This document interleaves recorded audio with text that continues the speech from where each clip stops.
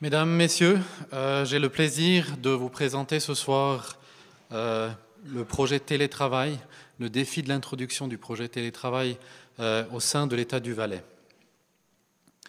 Peut-être avant de commencer, tout le monde a une image de l'État du Valais, mais j'aimerais quand même vous donner quelques chiffres. Il faut savoir que le 1er janvier, il y a un total de 3220 collaborateurs, dont un 27,8% de collaborateurs qui travaillent à temps partiel. Il y a environ un tiers d'hommes, 2 tiers de femmes, et on voit que la proportion des femmes qui travaillent à temps partiel à l'État du Valais, c'est quand même la grande majorité à 60%, mais il y a aussi un 10% d'hommes qui travaillent à temps partiel. Et on a vu aussi les derniers engagements, il y avait des hommes qui ont choisi un temps de travail réduit, notamment pour mieux concilier la vie professionnelle et vie familiale. On a aussi un grand nombre de places d'apprentissage et des places de formation, plus de 100 stagiaires qui passent chaque année en formation au sein de l'État du Valais. Et l'État du Valais, je viendrai après au niveau des raisons, est aussi un employeur qui tient compte de ces éléments, qui se veut se doter d'une politique moderne en termes de personnel, mais qui veut être un employeur moderne et concurrentiel. Et l'image qu'on a de l'État du Valais ou de la fonction publique en général, elle n'est peut-être pas tout à fait la réalité si on va en entreprise ou au sein de l'administration. Donc il y a différents éléments qui, cette dernière décennie, ont été introduits pour entre autres, mieux pouvoir concilier la vie professionnelle et la vie familiale. Un élément dont je vais vous parler en premier lieu, c'est l'introduction du télétravail, mais plusieurs points que vous aviez évoqués avant, on les retrouve. Donc l'annualisation du temps de travail, l'introduction du congé paternité, et même avant que Mme Leuthard l'avait annoncé, l'augmentation à 5 jours, ça avait été décidé sans conférence publique, je dirais, cette augmentation à 5 jours de congé paternité, l'introduction également d'un congé d'adoption, des possibilités de travail à temps partiel, des congés non payés en lien avec une grossesse, mais également le dernier élément qu'on avait mis en place, c'est qu'on a une solution dans des situations d'urgence des enfants, des collaborateurs. Donc si un enfant tout à coup il tombe malade, que ce soit d'une collaboratrice ou d'un collaborateur, ou qu'il y ait un accident, il y a besoin de quelqu'un qui garde cet enfant, on a deux possibilités. La première qui existait depuis un moment, c'est que le collaborateur, il a la possibilité de rester à domicile jusqu'à 2 jours par événement pour pouvoir garder son enfant malade. Et ce qui est nouveau comme projet pilote, ce qu'on a introduit cette année, c'est que si ce n'est pas possible pour des raisons professionnelles, qu'il y ait des séances importantes ou urgentes à faire, on a là une collaboration avec la Croix-Rouge Valais où on met à disposition du personnel formé qui peut venir à domicile pour garder l'enfant qui est malade ou accidenté. Peut-être aussi vous parler de la volonté politique, non seulement du gouvernement valaisan, mais également de la population. C'est qu'en juin 1999, le peuple valaisan a accepté une modification de la constitution cantonale qui dit que l'État doit apporter à la famille, communauté de base de la société, la protection et le soutien dont elle a besoin pour que chacun de ses membres puisse s'épanouir. Il examine sa législation sous l'angle de ses effets sur les conditions de vie et de la famille et l'adapte en conséquence. Et cette volonté du peuple qui a voté ce changement de la Constitution, le Conseil d'État, cette dernière décennie, a réalisé et est toujours en train de réaliser différents changements, notamment aussi en relation avec des enquêtes de satisfaction qui sont menées tous les 5 ans. L'enquête qui, en 2003 aussi, menée vers ce projet télétravail, on le verra tout à l'heure. Sur les changements du monde de travail, je pense que Mme Vistiner-Avant l'a beaucoup mieux expliqué de ce que je pourrais faire ici dans ce bref laps de temps, mais il faut savoir que c'était une des motivations à la base qui ont mené à cette réflexion télétravail au sein de l'État du Valais. Il faut savoir aussi qu'il y a différentes demandes qui avaient été adressées au Conseil d'État, mais également au service du personnel. Et là, on doit être ouvert, c'est que la première réaction, c'était de dire non. Donc, la première réaction du service du personnel était de dire non, on ne maîtrise pas le sujet. On ne sait pas en termes de protection de données, on ne sait pas en termes de sécurité informatique, on ne sait pas en termes d'image qu'on donne à l'extérieur, on ne maîtrise pas le sujet. Le Conseil d'État, dans un premier cas, dans l'année 2000, avait quand même accepté ce principe de télétravail pour une personne. C'était notamment une femme qui, pour des raisons familiales, quittait le Valais, qui allait dans un autre canton. Il y avait des projets législatifs importants en cours. Cette femme, elle était importante pour la bonne conduite de ces travaux législatifs. Le Conseil d'État a accepté, a admis ce principe. La personne, on a pu la garder. Elle travaille toujours pour l'État du Valais et on est toujours au bénéfice de ses expériences et de son travail. Ce qui a fait que la réflexion, elle était un petit peu varié. C'est que notre service, en 2003, dans le cadre de l'enquête sur la satisfaction du personnel, avait introduit des questions sur le télétravail. Les résultats, je vais vous les présenter après. Et ces résultats, en fait, ont mené à un premier projet pilote qui a démarré dans l'année 2004, qui a duré jusqu'à fin 2006, pour vraiment mesurer les avantages, les inconvénients de cette nouvelle forme de travail, une nouvelle forme de travail qui, vous le verrez plus tard, a beaucoup d'inconnus, ou avait en tout cas à ce moment beaucoup d'inconnus. Le Conseil d'État, ayant pris connaissance fin 2006 de cette évaluation de ce pilote, a décidé le go, je dirais, si on peut dire ça en termes anglais. Ça veut dire que le télétravail a été introduit comme nouvelle forme de travail possible à l'État du Valais. Ce qu'il faut savoir, c'est qu'aujourd'hui, on n'a pas la moitié de nos collaborateurs qui fait du télétravail, donc ce n'est pas non plus une demande énorme qui a été générée. Par contre, on a pu répondre à beaucoup de demandes de beaucoup de collaborateurs, collaboratrices et collaborateurs, pour pouvoir mieux concilier leur vie familiale et vie professionnelle. Et ce qui était justement ressorti de cette enquête en 2003, c'est qu'un tiers de nos collaborateurs avaient dit qu'ils pouvaient réaliser une certaine partie de leur travail sous forme de télétravail à domicile sans que ça puisse avoir une incidence sur la qualité du travail. Et également, ces personnes qui avaient dit ça étaient d'accord d'installer à leurs frais une place de travail à leur domicile.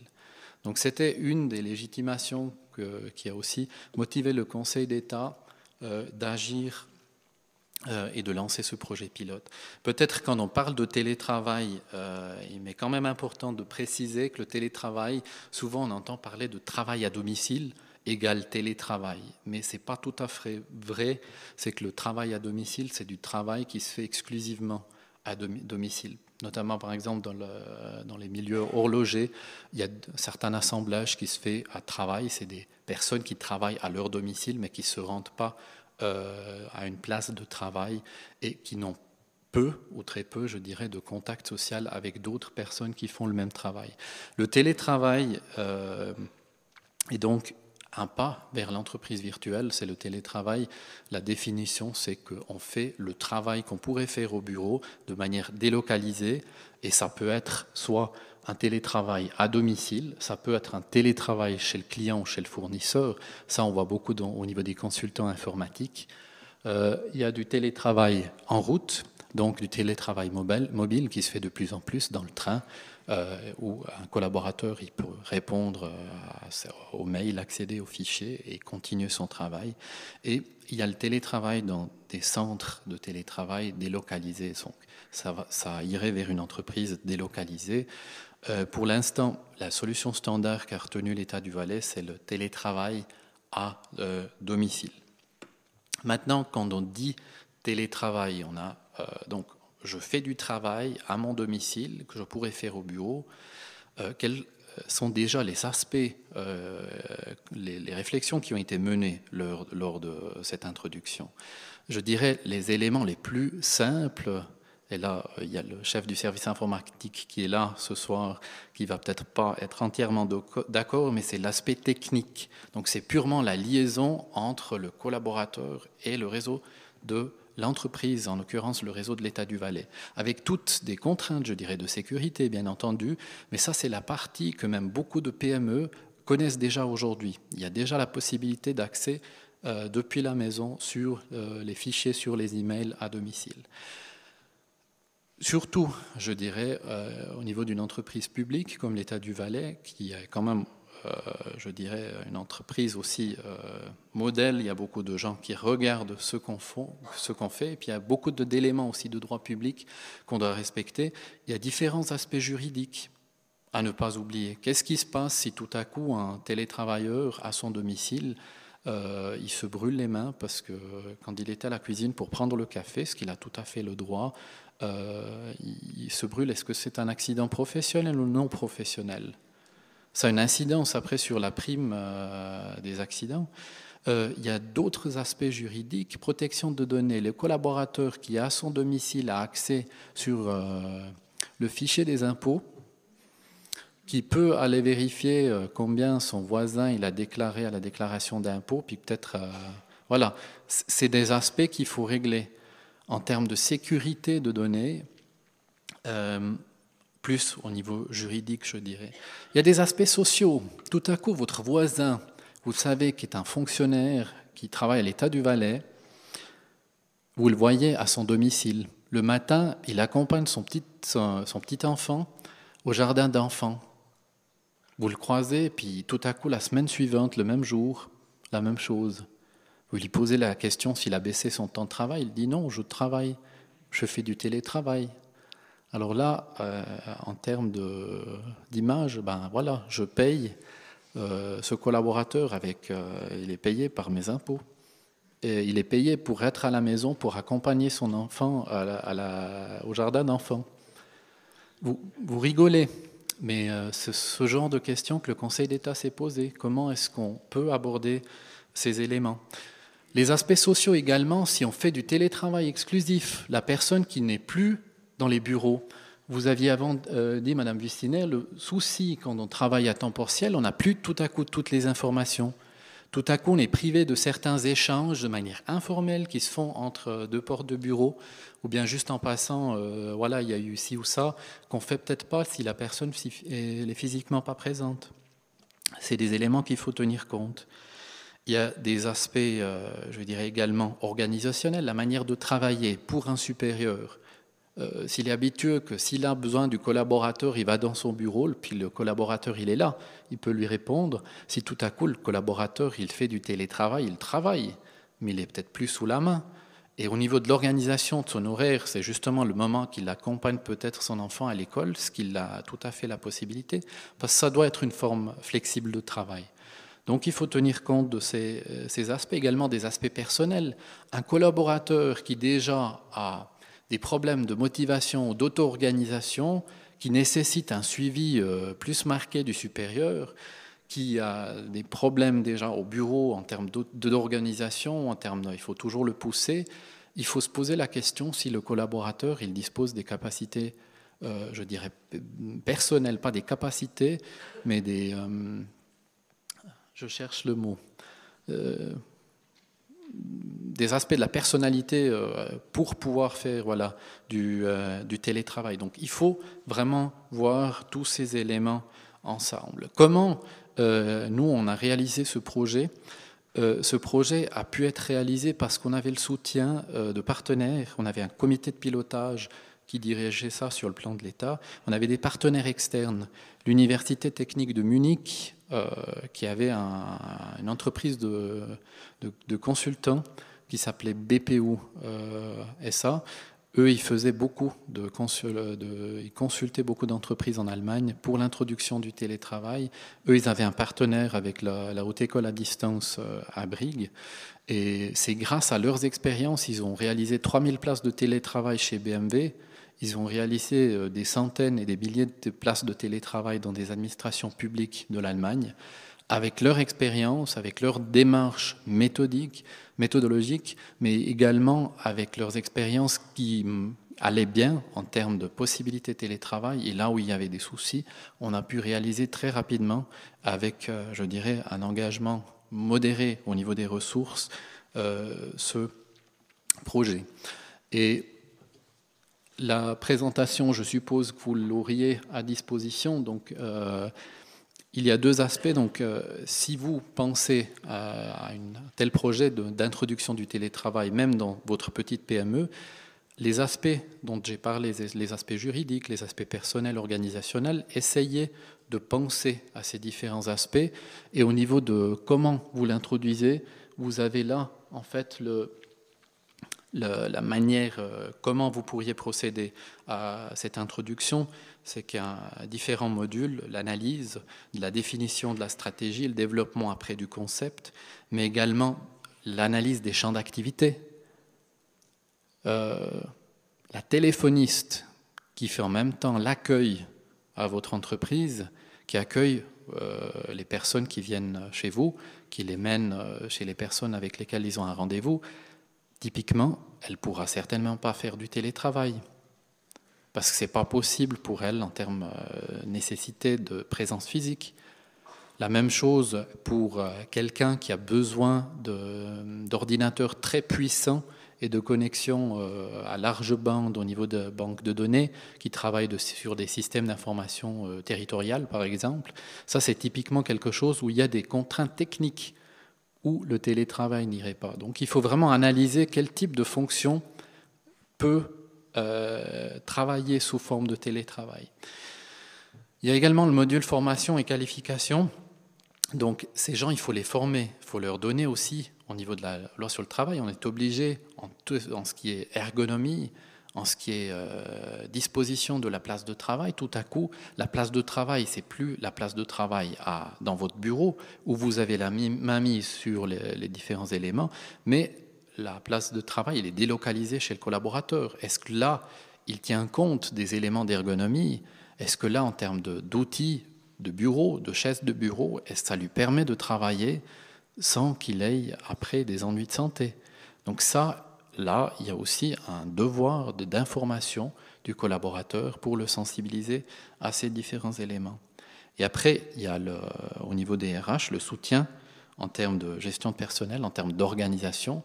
Comment est-ce qu'on organise le travail pour que, justement, si le collaborateur, la collaboratrice, elle n'est pas physiquement là, ça n'empêche pas ou ça ne retarde pas certaines procédures de travail. Après, c'est un point de choix. Quelle infrastructure mettre à disposition? Est-ce que c'est une solution mobile? C'est une solution fixe?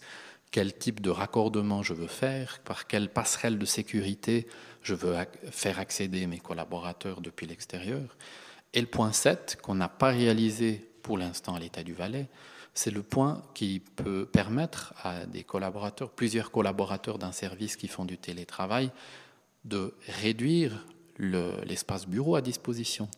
Là, pour conclure gentiment, mais c'était aussi un des éléments qui a motivé BMW à Munich d'introduire ces 3000 places de télétravail. Il y avait deux aspects. Un, c'est que la surface de bureau était excessivement chère à Munich. Ça leur a permis de faire des économies à ce niveau-là. Et le deuxième point, au niveau des bouchons, dans la périphérie de Munich, pour les personnes qui venaient travailler en voiture, mais même ceux en transport public, c'est qu'il y avait des moments de pointe où après il y avait des problèmes effectivement de transport, que ce soit public ou privé. Et ce phénomène a permis en fait de délocaliser ce problème et de permettre à ses collaborateurs, pour une certaine partie de leur temps de travail, rester à domicile. Et ça, je peux vous dire également, c'était dans le projet pilote, ça c'était un des points importants aussi. Il y avait des gens qui habitaient les extrémités du canton, donc Saint-Gingolph et à l'autre bout, donc pas plus loin que Brigue, mais ça fait quand même une certaine distance par rapport à Sion. Il y avait des gens des vallées latérales. Et il faut savoir que chaque personne qui fait 1 heure, 1 heure et demie de trajet par jour, une journée télétravail, à la personne, ça lui fait 3 heures de trajet qu'elle n'a pas réalisé. Ça permet aussi aux collaborateurs qui sont beaucoup, pour certains cadres, qui sont beaucoup dans les déplacements, qui n'avaient pas la possibilité de travailler comme s'ils étaient au bureau, s'ils avaient une séance à 9 heures le matin, soit ils venaient à 7 heures à Sion, puis ils se déplaçaient par la suite, ou bien ils avaient la possibilité de, encore mieux, réaliser leur journée de travail. Si vous permettez de conclure. Voilà. J'avais encore quelques slides, mais je pense qu'en termes de gestion du temps, mais vraiment un message important que je souhaiterais vous faire passer, là c'est vrai que les différents points qu'on a traités, les différents éléments, le règlement qu'on a élaboré, ça peut paraître énorme pour une PME. Je suis d'accord qu'il n'y a peut-être pas besoin que ce soit formalisé au point comment l'a réalisé, mais si vous essayez de tenir compte de ces différents éléments, ces différentes réflexions, je peux vous garantir que c'est un bénéfice que vous pouvez faire pour vos collaborateurs, pour votre entreprise, et ça vous permet de réaliser un projet sans que vous consultez des partenaires externes, mais en menant ces réflexions, c'est que vous allez aborder la question de l'introduction du télétravail, certainement d'une manière complète et plus globale que si vous regardez peut-être uniquement l'aspect d'accès à distance sans passer aux différents autres éléments. Et vous allez trouver également mes coordonnées dans la publication, donc dans les documents qui sont à disposition. Si vous avez des questions aussi par la suite, n'hésitez pas à nous contacter. Merci beaucoup de votre attention.